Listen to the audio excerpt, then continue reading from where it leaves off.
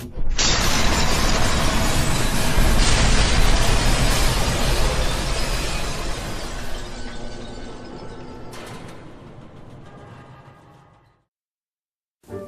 guys, Aceface here, back with another update on my Road to Throne of Skulls 2014. Now today I'm going to talk a bit more about tactics and list building particularly. A lot of people have asked me to kind of make this video, as I promised I would at the beginning of the series. So I thought it would be a good opportunity now to talk a little bit about list building and about how I'm kind of building my list and what I'm considering and how I think about it generally when I enter in competitions or generally when I want to play a game. So my philosophy in 40k is not necessarily the standard or the expected successful method of picking a list, because personally I think it's a game and it's all about having fun, and actually generally if you have fun and you play to what you enjoy, that will naturally make you more successful. That's generally the way things work in life, full stop. You'll find yeah, you can get advice and help and support on things that you do, but no matter what it is, the best way that we learn and the best way that we succeed in something is to take an interest and to enjoy something. The more you enjoy something, naturally the better you will become at it as a rule. So the way I pick a list is I take whatever I am building a list on, so let's take Tyranids obviously, and I work out what it is I want to take. So what, it sounds really simple and really stupid, but actually what are the units that I enjoy playing with and that I like and that I want to get on the field for whatever, because I like painting them, because I like the way they look, because I like their rules, because I like the way that they, whatever it might be, what are the units that I really enjoy. So, you know, for instance, if you're somebody that really likes shooty stuff, you might, and you Tyranid play, it's all about the Daka, so it's all about the twin-link devourers, you know, it's all about what is the most shooty. Some people might go speed, it's all about how quickly you can get there. Other people like sort of more overwhelming swarm. It depends on what type of units you like. So for me, I like to pick as many strong units that I enjoy using as I possibly can get in a list, and then once I've got my fill in and I've worked out how many I can possibly cram in my list restriction, then I will put the other bits in to fill the gaps and to make it legal. That's the way I play, and that's quite unconventional, and please don't shoot me down. It wins me tournaments, because the way that I think it works and the way that I'm successful with it is if you go by a philosophy of I must pick 3 troops choices, I must pick 4 troops choices, I must have a balance of heavy, fast, whatever it might be, then what you tend to do is you just try and balance your list out, so you then fill in those positions, rather than somebody like myself who is going to pick as many nasty, horrible things that suit me, and then what you've got is you've got an overwhelming threat on the board to deal with your troops that aren't there to do that. They're there to take objectives, and yeah, you might well take a lot of objectives, but I might then have the opportunity to go, right, you've got 2 or 3 really threatening things on the board, I've got 7, 8 threatening things on the board. I'm going to take my 7 threatening things and I'm going to wipe out your 3, and then I'm going to enjoy the rest of the game destroying your troops choices or whatever it might be that you feel you have to take. And that's the way that I play, because ultimately, yes, we're talking about objectives, but actually if you kill your opponent, if you wipe them off the board, you'll find that you win. And you know, sometimes you'll win by smaller margins. Sometimes you'll find the games are closer, because a lot of the time you're worrying about contesting rather than necessarily taking objectives.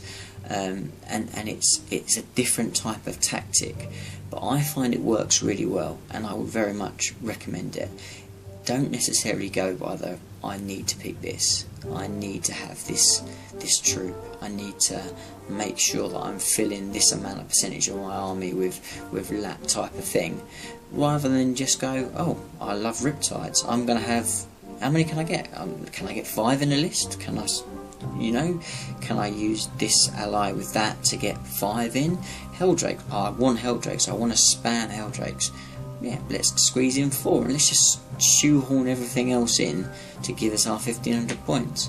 I want a big Titan, yeah, he's 1000 points, whatever. Well, that's fine, I'm going to play with him, I'm going to play around him as my key thing.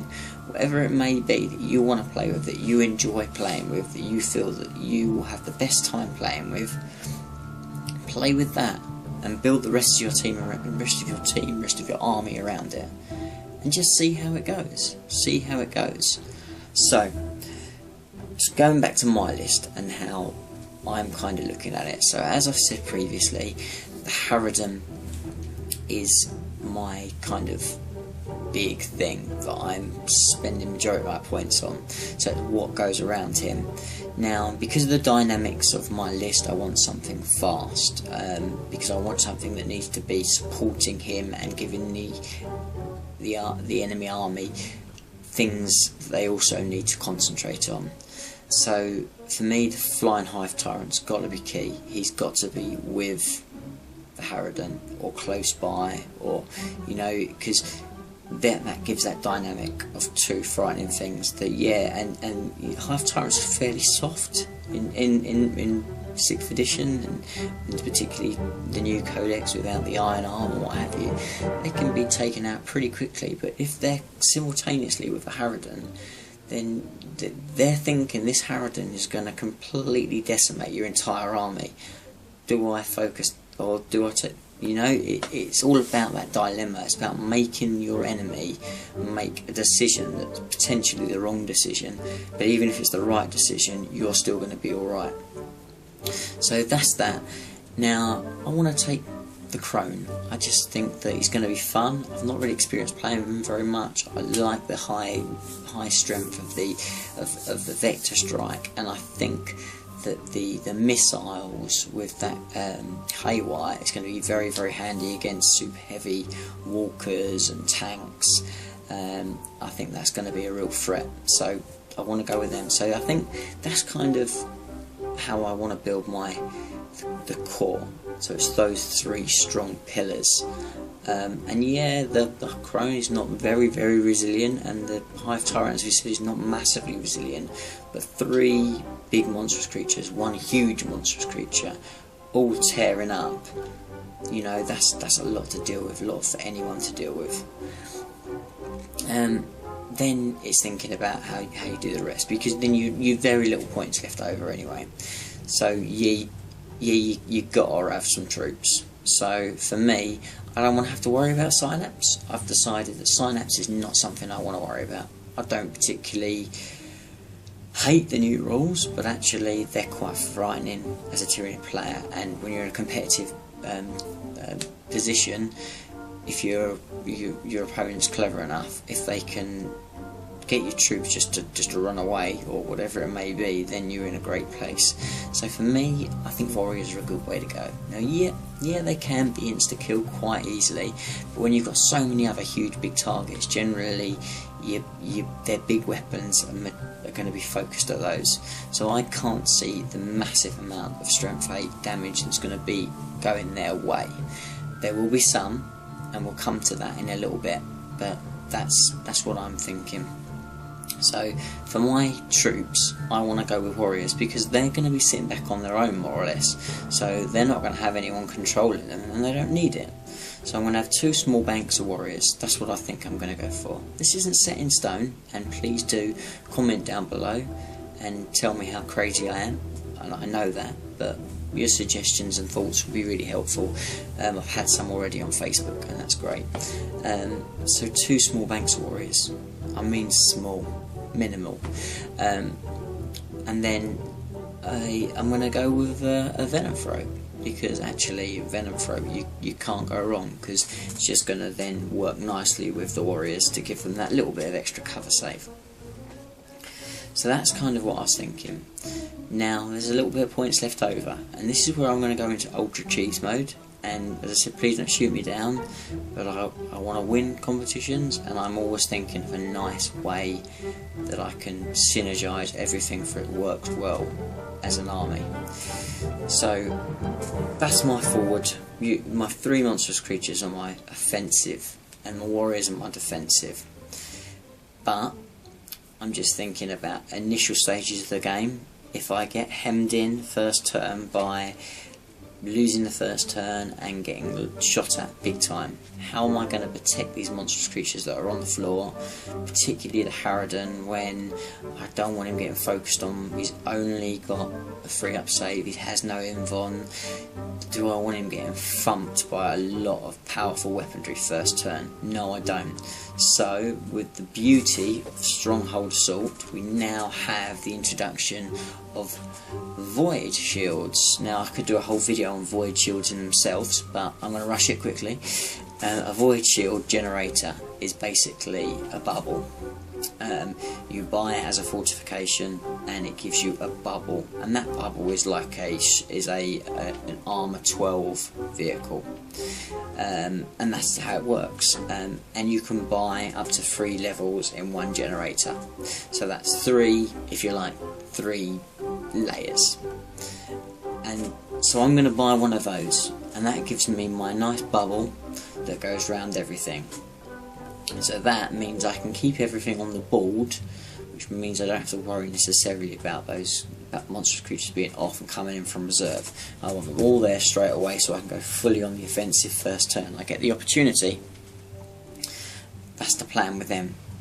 So I'm going to go with the Void Shield generator. With the Void Shield generator, you can upgrade it to have additional parts in it.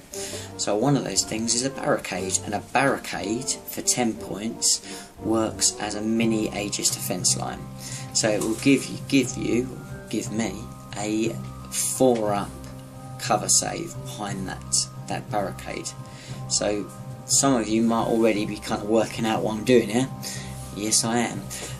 So obviously the big Gribblies stay behind that bubble to start off with anyway, because they're the ones that are just going to try and get that initial turn so they can save themselves behind that Void Shield before they take off and go on the offensive and hopefully do well.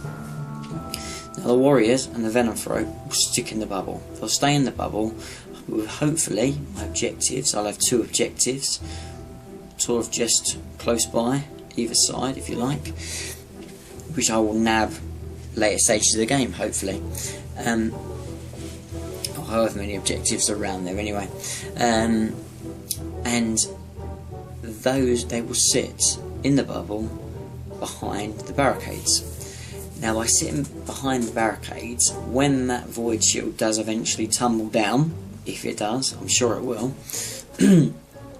the Warriors and the Venomthrope, because of the Venomthrope, will be sitting behind that barricade with a 2-up cover save.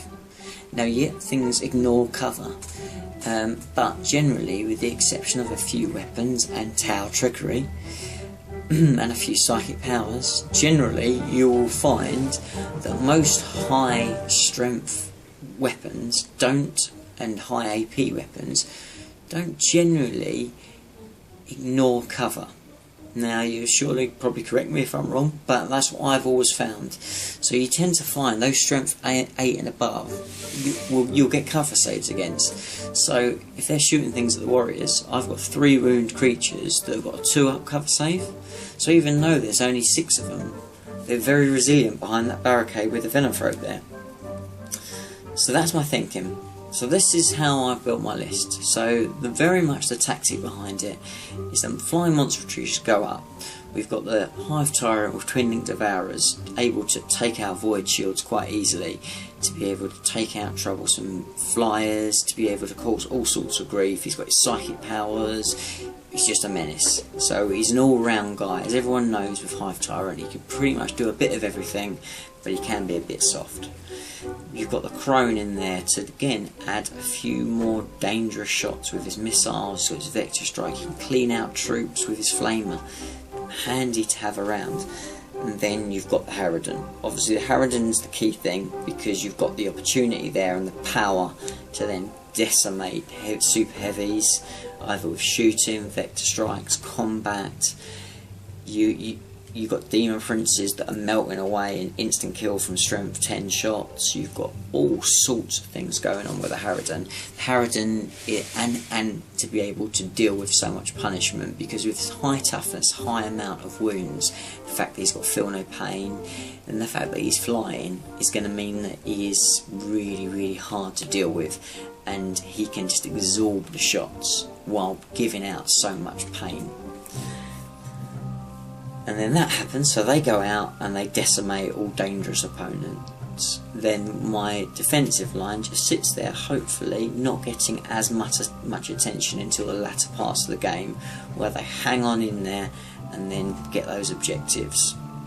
You know, and particularly if I pinpoint the strength weapons that are going to take him out straight away, then potentially those warriors are going to be surviving. And 2 objectives with all the other points that I'll hopefully get from either killing super heavies or line breakers or slay the warlords, that hopefully should give me the wins that I need to win the games. So they're my tactics. That's my list that I think I'm kind of going with. I've got a few points to tweak with. I think I've got probably about 30 points left over from that list that I'm still trying to work out what I want to do with. But maybe 30 points, exaggeration, probably 20 points. There's still a couple of upgrades that I can put in there.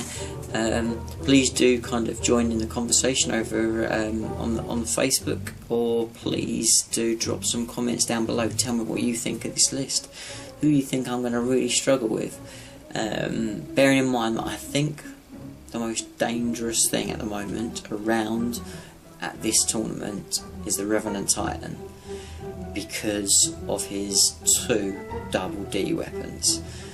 But with the Void Shield, potentially I can get away with it first turn. I can decimate other units that he's got on the board, and then with a bit of luck stay in the air to take him out.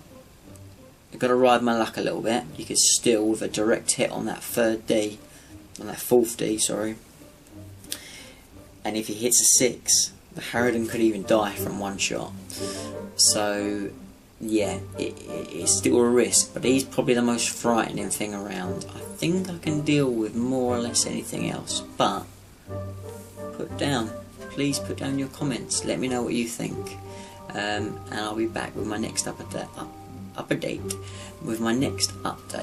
on my journey to Throne of Skulls. Sorry, this is a bit of a wittery one, but that's kind of what I'm like when I start talking tactics. Thanks again guys, and I'll see you in the next video. Bye bye now.